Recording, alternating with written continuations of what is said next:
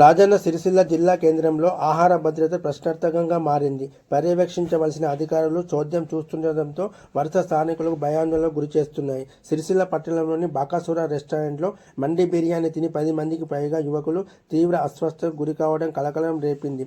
ఇల్లంతకుంట మండలానికి చెందిన 4 యువకులతో పాటు సిరిసిల్ల పట్టణానికి చెందిన మరో 6 ఈ రెస్టారెంట్లో మండి బిర్యానీ తిన్నారు. తిన్న కొద్దిసేపటికే వాంతులు, విరేచనాలు, జ్వరం, ఒళ్ళు నొప్పులు ప్రారంభం కావడంతో బాధితులు ఆసుపత్రులకు పరుగులు తీశారు. కలుషిత ఆహారం వల్లే ఈ పరిస్థితి నెలకొందని వైద్యులు ప్రాథమికంగా ధృవీకరించారు. జిల్లాలో వరుసగా ఇలాంటి సంఘటనలు జరుగుతున్న ఫుడ్ సేఫ్టీ అధికారులు తీరు విమర్శలకు దారితీస్తున్నాయి.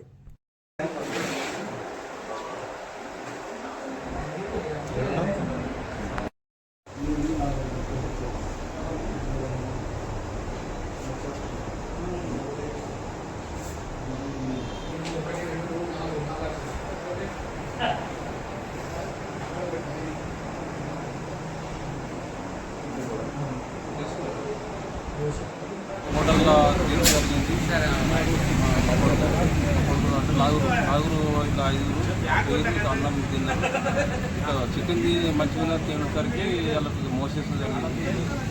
మేము నైట్ అది తీసుకురావడం జరిగింది. తీసుకొచ్చి అడ్మిట్ చేసినాం. ఇప్పటికే 30-40 దాకా ఖర్చు అవుతుంది. అది ఇప్పటికి కూడా కోలుకుంటాం. అదే అంటే ఏం కావాలనుకుంటున్నావు, ఏం కోరుకుంటున్నావు? ఖర్చులు బాగా అయినాయి. మరి అది ఖర్చులు కట్టియాలి. ఎవరు కట్టియాలి? వాళ్ళ హోటల్ బకాసులు హోటల్ పెట్టినట్టు ఏదో చేసి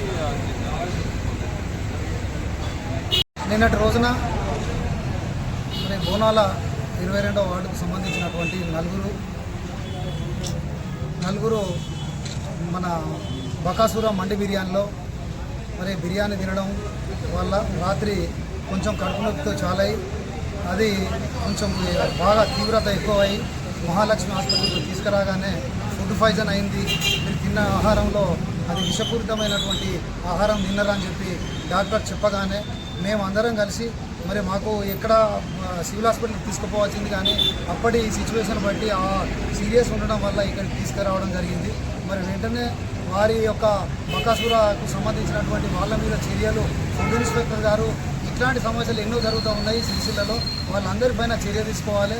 ఎవరికైనా బాధితులు ఉన్నారో ఆ బాధితులకు వాళ్ళకి సరైనటువంటి న్యాయం చేయాలి. వాళ్ళందరికీ సీల్ చేసే పద్ధతి కూడా చేయాలి. ఎందుకంటే వాళ్ళందరూ కూలి పని చేసుకొని ఉన్నటువంటి వాళ్ళందరికీ బాగా కడుపు నొప్పి అని మేము వచ్చి చూడడం జరిగింది. వాళ్ళు ఇంకా కూడా కోరుకోలేరు.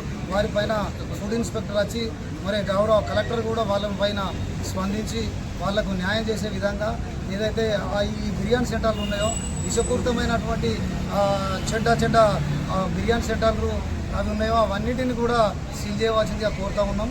వీరికి ఎవరికైతే బాధితులు ఉన్నారో బాధితుల పట్ల వాళ్ళకు న్యాయం జరిగేలా చర్యలు తీసుకోవాలని కోరుకుంటాం.